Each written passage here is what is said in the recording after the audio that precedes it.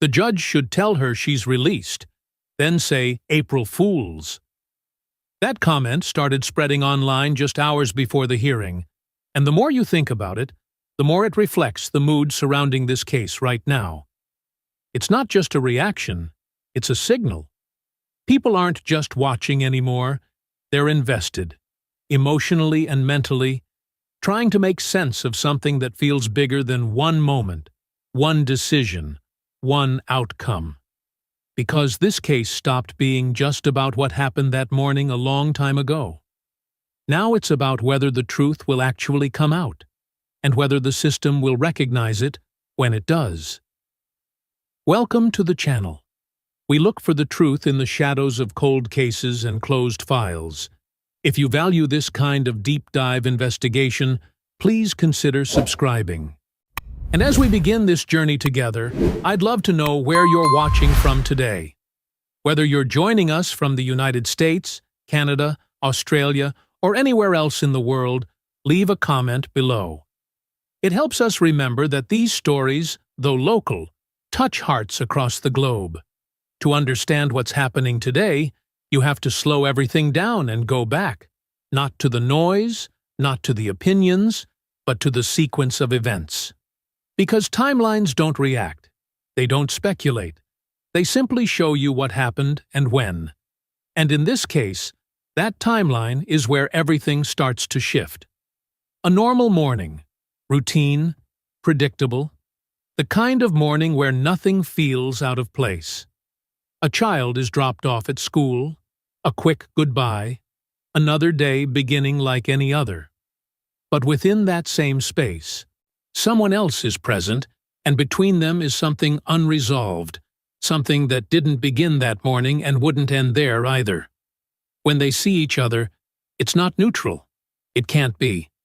Words are exchanged, tension rises, and what starts as an interaction quickly becomes a confrontation. That part is almost expected in situations where history exists, because what's being said in that moment is rarely just about the moment. It carries everything that came before it. The confrontation turns physical, and now everything is moving fast, chaotic, unpredictable. The kind of situation where adrenaline takes over and decisions are made without time to process them. But even within chaos, there are moments that stand out, moments that define everything that follows.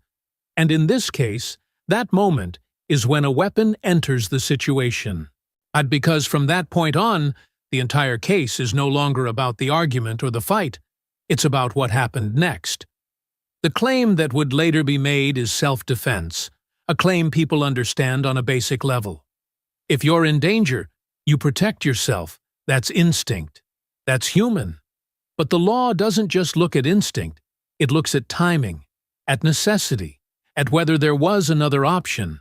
And this is where the timeline becomes critical. If force is used in the middle of an active threat, that's one situation. But if there's a break, even a brief one, a pause where separation happens, and then a decision is made to retrieve a weapon and return, that changes how the law sees it. That gap, no matter how small, becomes the center of everything, because in that gap exists the possibility of choice.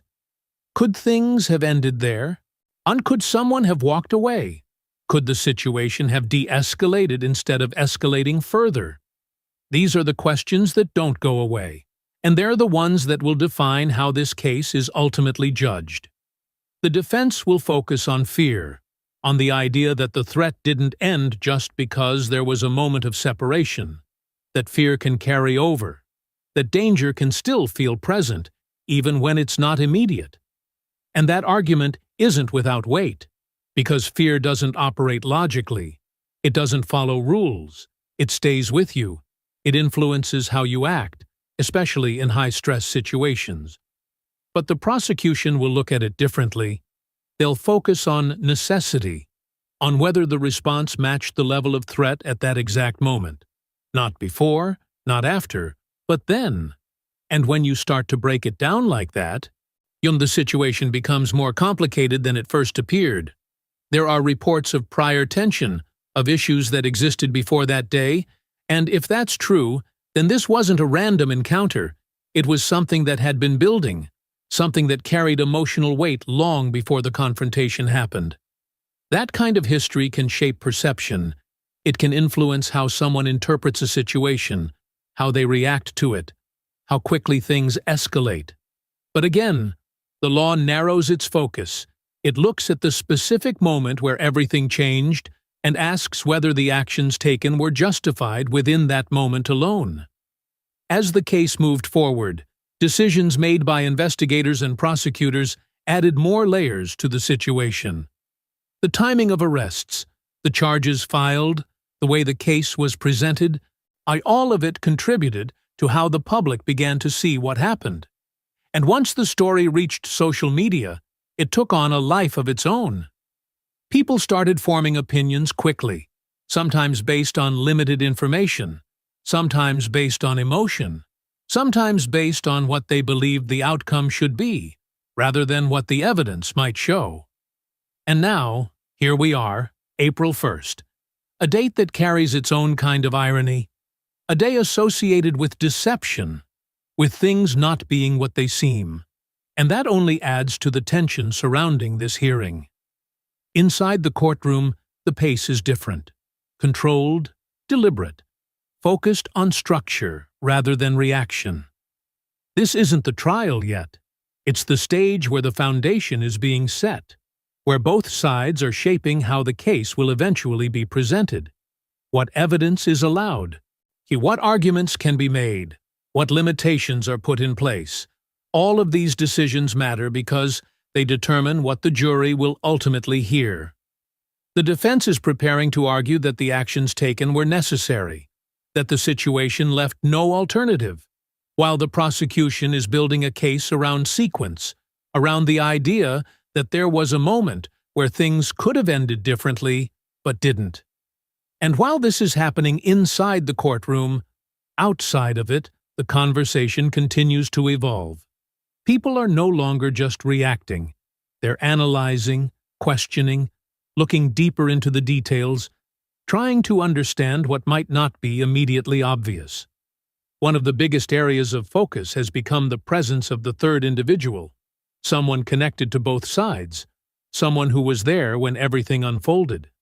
His role introduces another layer of complexity, because his presence could have influenced how the situation developed, how it escalated, how it ultimately ended. Questions begin to form around what he did, what he saw, what he knows, and how his account might impact what happens next. If this case goes to trial, his testimony could become a critical piece of the puzzle, but testimony itself is complicated. Memory is not perfect. Perception is influenced by stress. And when emotions are involved, the way events are remembered can differ from the way they actually occurred. That's why physical evidence becomes so important, because it provides something more stable, something that doesn't change over time.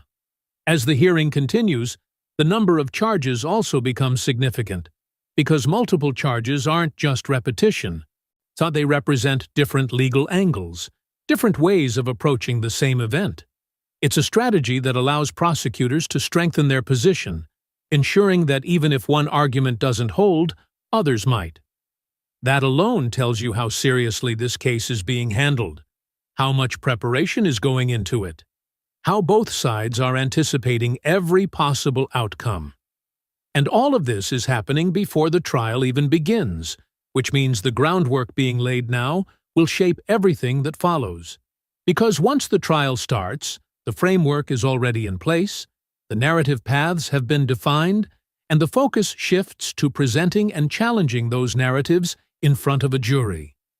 That's where everything comes together, where the timeline is fully laid out, where witnesses speak, where evidence is examined in detail, and where a decision is eventually made.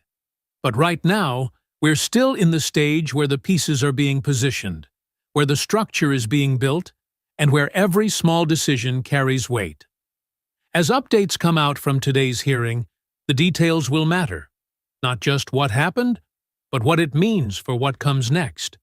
Because this case has shown from the very beginning that nothing about it is simple, nothing about it is straightforward, and nothing about it is settled. And the more you look at it, the more you realize that the closer it gets to the truth, the more complicated it becomes, and that complexity is exactly why people can't look away. And that inability to look away says something deeper about this case, because it's not just the details that hold people's attention, it's the uncertainty, the feeling that there's still something missing, something not fully understood, something just beneath the surface that hasn't been clearly revealed yet. The closer people examine the timeline, the more they start to notice how much of this case depends on interpretation.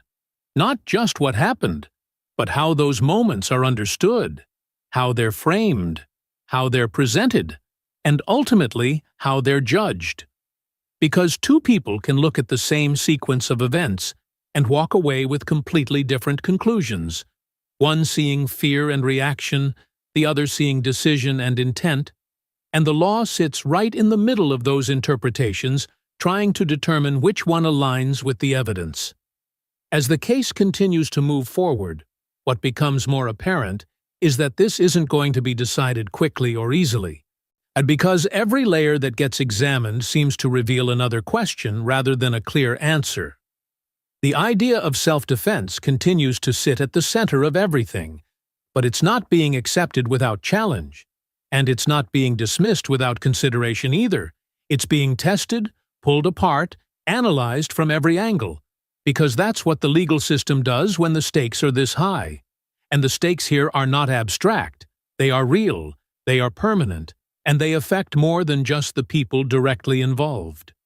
There's a child who will grow up with the absence of a parent, a family trying to make sense of loss, and another individual facing the possibility of spending years, if not a lifetime, dealing with the consequences of a single moment that can never be undone. That's the weight behind every argument, every motion, every decision made in that courtroom, even when it doesn't look dramatic on the surface. Because most of what shapes a case like this doesn't happen in loud moments. It happens in quiet ones, in the careful selection of words, in the strategic framing of events, in the decisions about what is emphasized and what is left out. And those choices matter, because they influence how the story is ultimately told to a jury, and the way a story is told can shape how it is understood. Outside of the courtroom, the narrative continues to shift as more people engage with the case, and with each new discussion, new perspectives emerge, some focusing on the legal aspects, others focusing on the emotional ones, and others still trying to connect the two. The presence of the third individual continues to draw attention, not because his role has been clearly defined, but because it hasn't. And in cases like this, uncertainty often becomes a focal point. People want clarity. They want to know who did what, when, and why. But clarity doesn't always come easily, especially when multiple perspectives are involved. If his testimony becomes part of the trial, it could either reinforce what is already believed or challenge it in unexpected ways. And that unpredictability is part of what keeps this case from settling into a single narrative. At the same time, the legal strategy on both sides continues to develop, adapting to new information, anticipating the other side's arguments, preparing for scenarios that may or may not happen. This is not a static process, it's constantly evolving, and that evolution means that what seems certain today could look very different tomorrow. The number of charges, the way they are structured, the specific language used, all of it is part of a larger approach designed to address every possible interpretation of the events. And that level of preparation suggests that both sides understand just how complex this case is. As we move closer to the trial phase, the focus will shift from preparation to presentation, and that's when everything that has been built so far will be put to the test. Evidence will be examined in detail, witnesses will be questioned, timelines will be reconstructed in front of a jury, and the arguments that have been carefully developed will finally be presented in full.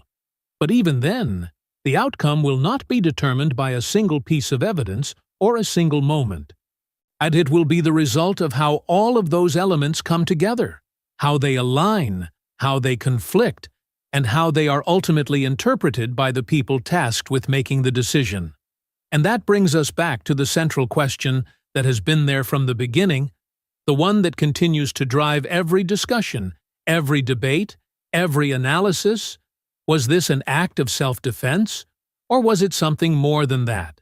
It's a question that doesn't have an easy answer, and it's one that can't be resolved through speculation or assumption. It has to be examined through the process, through the evidence, through the careful consideration of every detail. And until that process is complete, the uncertainty will remain, the discussions will continue, and the case will stay exactly where it is now. And in that space between what is known and what is still being determined. As updates continue to come in, it's important to look beyond the surface, to understand not just what is happening, but why it matters, how each development fits into the larger picture, and what it means for what comes next. Because this case is not just unfolding in real time, it's being built in real time, shaped by decisions that may not seem significant in the moment, but could have lasting impact on the final outcome. And while it may feel like we're getting closer to answers, the reality is that with each new piece of information, the picture becomes more detailed, more complex, and in some ways, more difficult to fully understand. That's the nature of cases like this. They don't move in straight lines, they move in layers, and each layer reveals something new while also raising new questions. So as we continue to follow this story, what matters most is not rushing to conclusions, but paying attention to the process, because it's within that process that the truth has the best chance of emerging. And when it does, it won't come as a single dramatic revelation. It will come as the result of everything that has been carefully examined, questioned, and understood over time. Until then, the case remains open in the minds of those watching, not just as a story, but as a search for clarity, for accountability, and for an answer that, no matter what it is, will carry weight far beyond the courtroom.